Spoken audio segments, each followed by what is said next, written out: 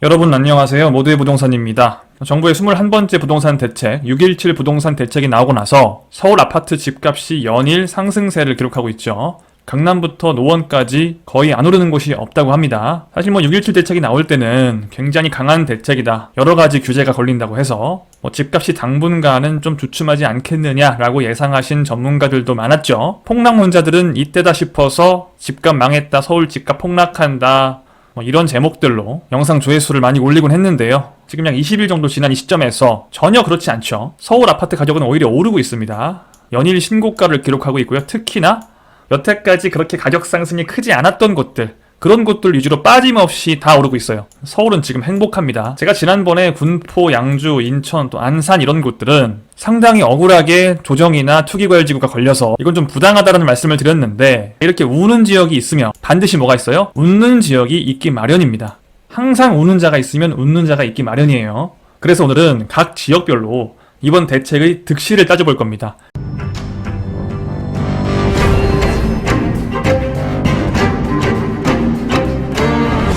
이번 대책이 득이 되는 지역들이 있고요, 실이 되는 지역들이 있죠. 제가 좀 전에 언급한 지역들 말고도 거의 모든 지역이 득이나 실이 있어요. 예를 들어 김포, 파주는 이번 규제가 역대급 호재라고도 해요.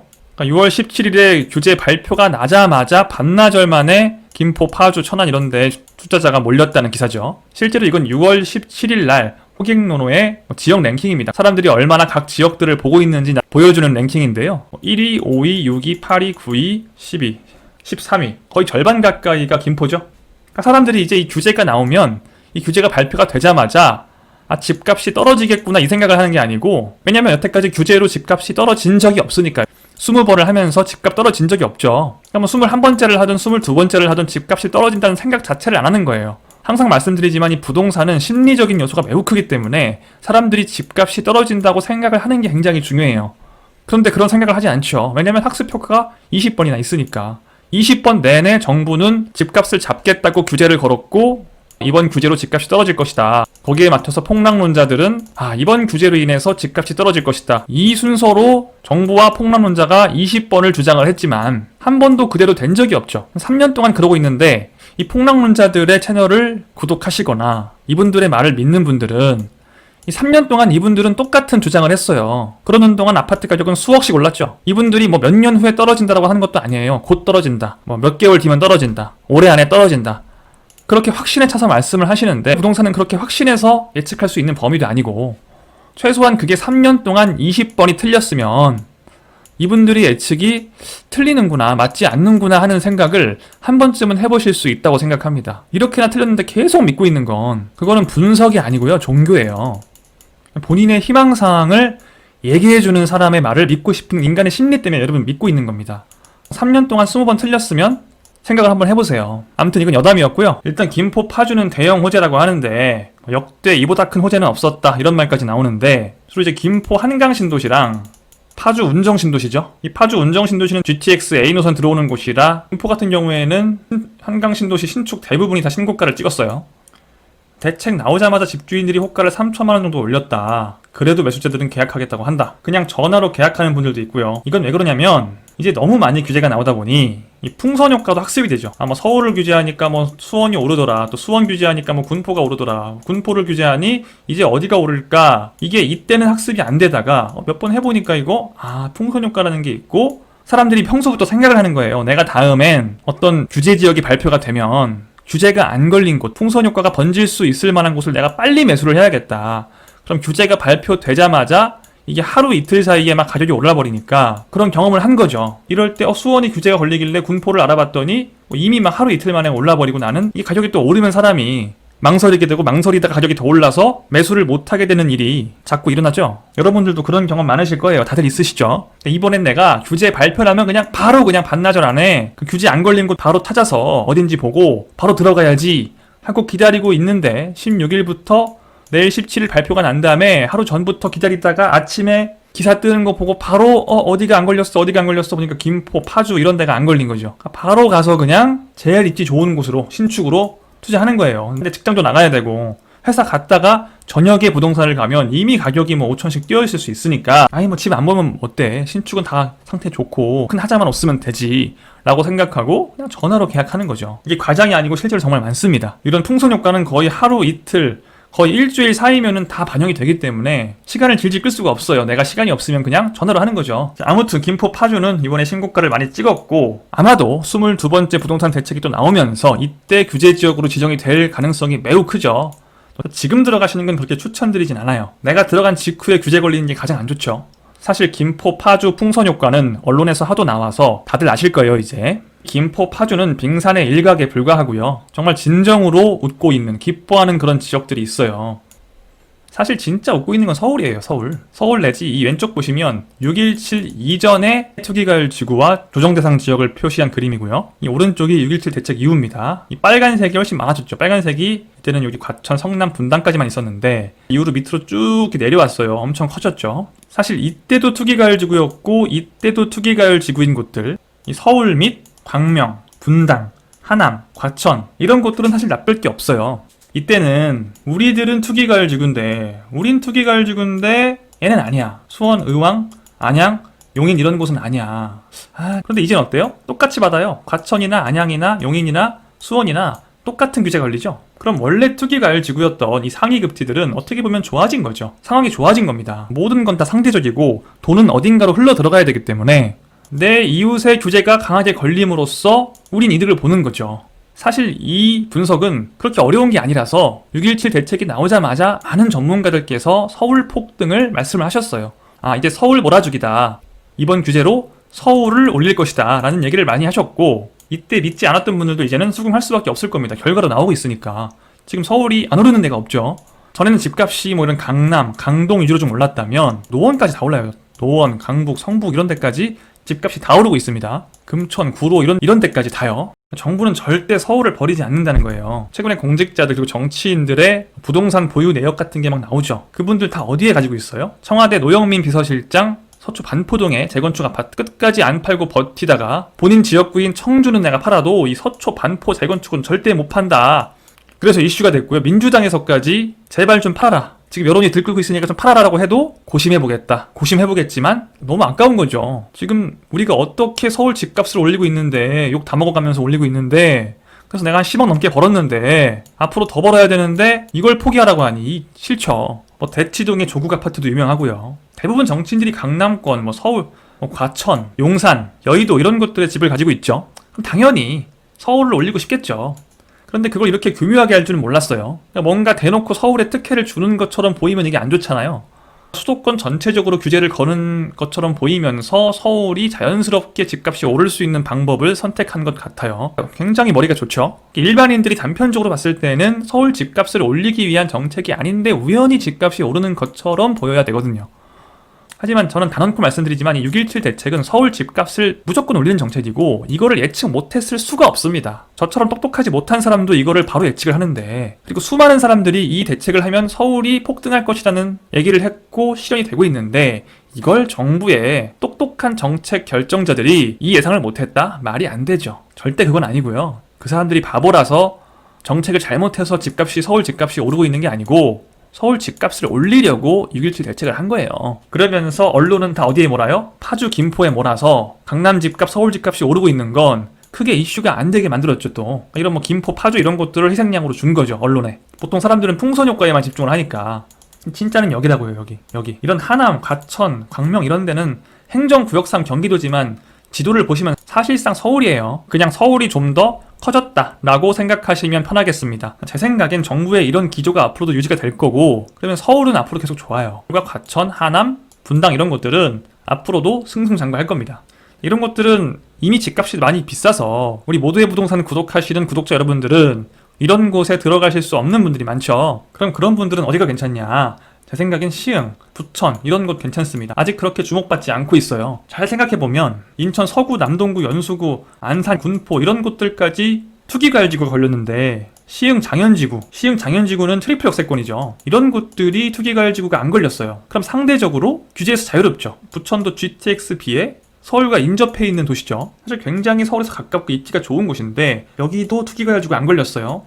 이런 곳들 한번 생각해 보세요. 이런 곳들도 서울이나 아까 제가 말씀드린 곳들이 오를 대로 오르고 나면 분명히 주목을 받을 거고, 비교적 규제가 덜 걸린 곳이라고 해서 규제 지역이지만 풍선 효과가 발생할 가능성이 있다고 봅니다. 여기 도저히 못 들어가겠다, 주위 보니까 뭐 이런데 괜찮네, 대출도 약간이라도 많이 나오고 뭐 걸리는 규제도 좀 덜하고, 그러다 보니까 부천, 시흥 이런 곳들로 좀 신개념 풍선 효과, 여태까지의 풍선 효과라고 하는 건 비규제 지역으로 옮겨가는 풍선 효과였는데, 규제 지역인데 규제가 좀 약해서 풍선 효과가 생기는, 종합하면 기존 투기과열지구 서울, 하남, 분당, 광명 등 여기가 애매하다 그러면 조정대상 지역 중 서울 접근성이 좋은 지역들, 성남 중원구도 성남인데 투기과열지구가 아니에요. 정말 신기하죠. 여기 집값이 지금 뭐 9억 10억짜리도 많거든요.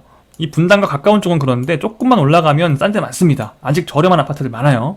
이런 곳들 한번 보시고, 부천, 시흥, 남양주, 다산, 별내 이런 핫한 지역들이 또 빠졌어요. 투기과열지구에서. 굉장히 좀 투자하기 괜찮은 지역들이 많이 있어요. 이번 규제로 인해서.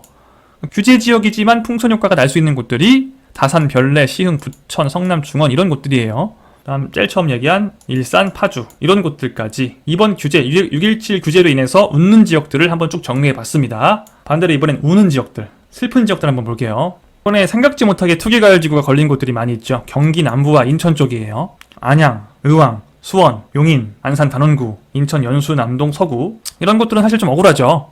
사실 집값을 볼 때 이곳들이 뭐 분당이나 과천, 강남 이런 지역들과 같은 규제가 걸리기에는 좀 부족하거든요. 집값 차이가 많이 나죠. 특히 안산, 단원구, 군포, 인천, 서구 이런 곳들은 정말 좀 억울한 감이 있어요. 그래서 일단 투기과열지구가 이번에 신규 지정된 곳들은 좀 억울해요. 당분간 그냥 관망세를 보일 것으로 예상이 돼요. 앞으로 상승을 막 하기엔 좀 어렵죠. 지금까지는 전반적으로 모든 곳이 다 상승을 했다면, 이젠 이 지역들은 핵심 입지 위주로 역세권, GTX 들어오는 곳, 리모델링 되는 아파트, 재건축 아파트 이런 핵심 입지 위주로 좀 양극화가 심해질 가능성이 있습니다. 이런 핵심 입지들 위주로 한 내년쯤부터 다시 상승할 가능성이 있고, 그 외에 일반적인 구축들은, 특별히 입지가 좋지 않은 일반적인 구축들은 이 상태가 유지되는 이상 당분간은 좀 어렵다. 나중에 이제 지금 서울 집값이랑 이런 상위급지 집값이 막 오르고 있잖아요. 얘네들이 충분히 좀 상승이 되고 난 이후에 이제 어느 순간 또 너무 사람들이 비싸다는 생각을 또 하거든요. 그러면 또 수요가 밑으로 내려올 가능성이 있죠. 원래 서울이 먼저 오르고 나서 경기도를 견인하는 식으로 항상 반복이 되었어요. 여기 먼저 갔다가 또 내려오고 올라갔다 내려오고. 지금 사실 이 지역들에 투자하시는 건 그렇게 좋은 선택은 아닌 것 같아요. 지금은 제가 아까 말씀드린 웃는 지역들, 기분 좋은 지역들에 투자하시는 게 맞죠. 지금 이 지역들은 내년쯤, 이는 봄, 여름 이때쯤 추천을 드립니다. 그 중에서도 특별히 더 슬픈 사람들, 특별히 더 슬픈 지역들이 있어요. 일례로 안산 단원구 한번 볼게요.